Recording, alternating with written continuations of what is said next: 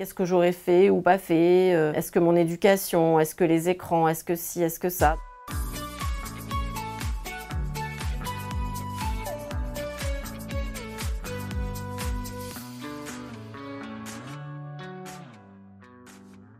Qu'est-ce que j'aurais fait ou pas fait? Est-ce que mon éducation? Est-ce que les écrans? Est-ce que ci? Est-ce que ça? Le TDAH, c'est un trouble du neurodéveloppement, c'est un trouble déterminé précocement par tous les facteurs qu'on vient de dire. C'est pas la conséquence de l'éducation, c'est pas la conséquence des écrans non plus, il n'y a pas de données là-dessus.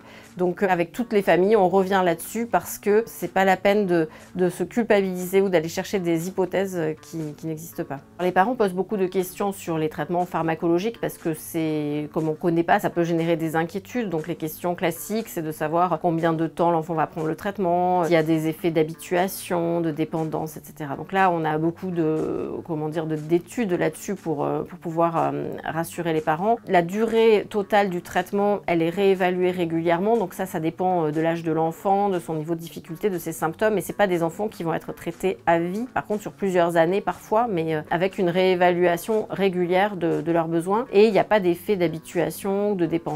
C'est des enfants qui peuvent tout à fait interrompre leur traitement à différentes périodes, parfois pendant les vacances, parfois à d'autres moments. Donc il n'y a aucun effet au niveau pharmacologique sur des effets de dépendance. Une autre question souvent, c'est sur les autres prises en charge. En fait, les parents se disent, est-ce qu'on ne pourrait pas faire autre chose qui serait efficace sur la concentration? Est-ce que la concentration, ça s'entraîne? Malheureusement, le niveau de preuve sur les autres approches est quand même assez faible. C'est-à-dire que si l'enfant a des symptômes de TDAH qui sont vraiment gênants, il n'y a pas tellement d'autres stratégies thérapeutiques que le traitement pharmacologique.